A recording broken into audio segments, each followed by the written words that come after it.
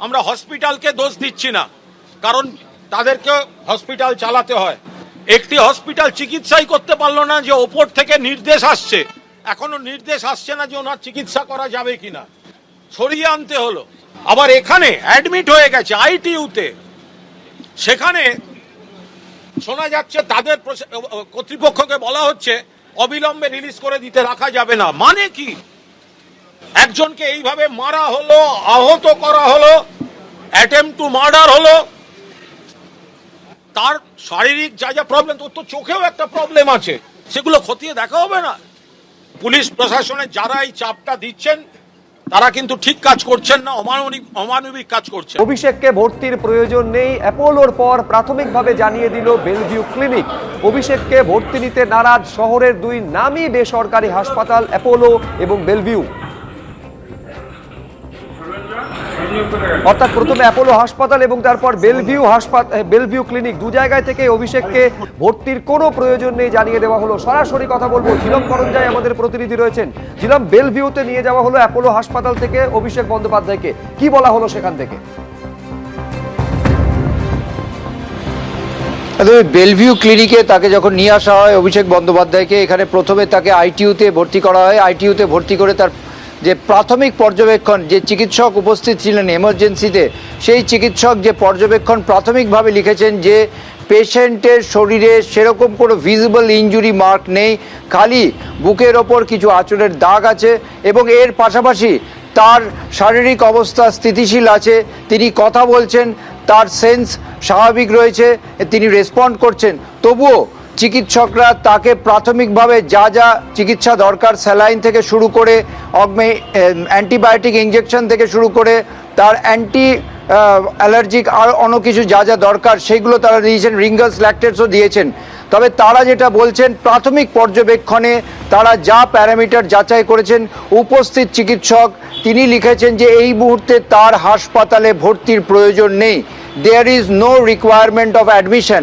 অর্থাৎ অ্যাপোলো হসপিটালের পর বেলভিউ ক্লিনিকে উপস্থিত চিকিৎসক তাকে হাসপাতালে ভর্তির প্রয়োজন নেই বলে জানিয়েছেন। একই রকম আমরা জানি অ্যাপোলো হসপিটালে যখন তাকে নিয়ে যাওয়া হয়েছিল এমার্জেন্সিতে, তাকে যখন পরীক্ষা করা হয়েছিল, চিকিৎসকরা দেখেছিলেন যে তার শরীরে এমন কোনো ইনজুরি নেই যে তাকে ভর্তি করা হোক, বা তার শারীরিক অবস্থা এমন নয় যে তাকে ভর্তি করার প্রয়োজন আছে। ফলে তারাও সেখানে অ্যাডমিশন অ্যাডভাইস করেননি, তারা বলেছিলেন যে অ্যাডমিশন নট রিকোয়ার্ড। ঠিক একই প্রাথমিক পর্যবেক্ষণ এই বেলভিউ ক্লিনিকের যে উপস্থিত চিকিৎসক তিনিও তাই লিখেছেন। তবে এই মুহূর্তে তাকে আইটিইউতে রেখে তার বিভিন্ন পরীক্ষা নিরীক্ষা চলছে। এবং অন্যদিকে তোমাকে জানিয়ে রাখবো যে তৃণমূলের পক্ষ থেকে ডেরেক ওব্রায়েন এবং কুণাল ঘোষ দুজনেই অভিযোগ করেছেন যে অ্যাপোলো হসপিটাল কর্তৃপক্ষের ওপর চাপ সৃষ্টি করা হয়েছিল, তাই তারা ভর্তি হননি।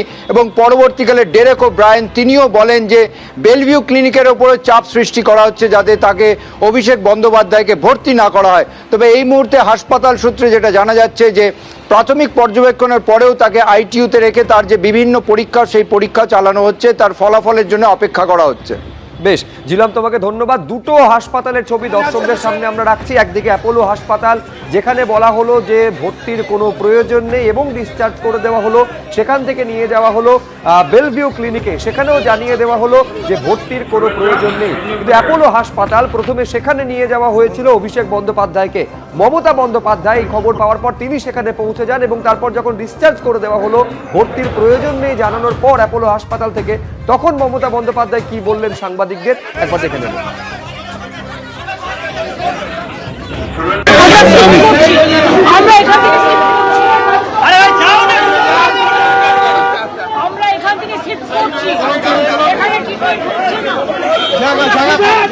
পিছিয়ে যান, পিছিয়ে যান, পিছিয়ে যান, একটু পিছিয়ে যান।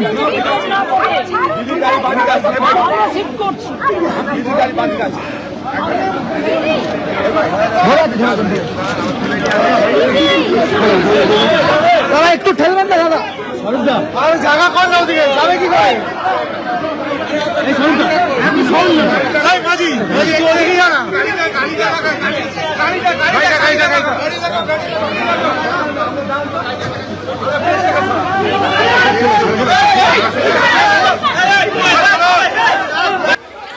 অভিষেক বন্দ্যোপাধ্যায়কে ভর্তির প্রয়োজন নেই অ্যাপোলোর পর প্রাথমিকভাবে জানিয়ে দিল বেলভিউ ক্লিনিকও। অভিষেককে ভর্তি নিতে নারাজ শহরের দুই নামী বেসরকারি হাসপাতাল অ্যাপোলো এবং বেলভিউ। অভিষেক বন্দ্যোপাধ্যায়ের শরীরে হাসপাতালে ভর্তি হওয়ার মতো কোনো গুরুতর আঘাতের চিহ্ন নেই। অভিষেক কথা বলছেন, সম্পূর্ণ সচেতন রয়েছেন, এমনটাই জানিয়েছেন চিকিৎসকরা। অর্থাৎ সন্ধ্যায় প্রথমে অ্যাপোলো হাসপাতালে নিয়ে যাওয়া হয়েছিল। অ্যাপোলো কর্তৃপক্ষও জানিয়েছিল যে অভিষেক বন্দ্যোপাধ্যায়কে হাসপাতালে ভর্তি করার মতো প্রয়োজন নেই, কারণ তার শরীরে তেমন কোনো গুরুতর চোট নেই। সেখান থেকে তাকে নিয়ে আসা হয় বেলভিউ ক্লিনিকে। সেখানে চিকিৎসকরা তাকে পর্যবেক্ষণ করার পর জানান যে ভর্তির কোনো প্রয়োজন নেই, যদিও এই মুহূর্তে কিছু গুরুত্বপূর্ণ পরীক্ষা চলছে।